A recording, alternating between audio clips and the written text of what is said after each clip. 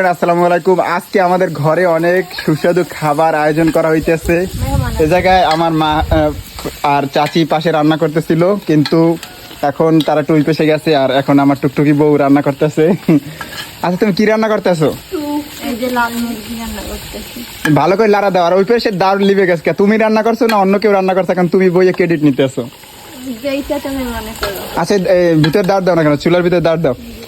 শুধু আজকে কি মুরগি রান্না করবা?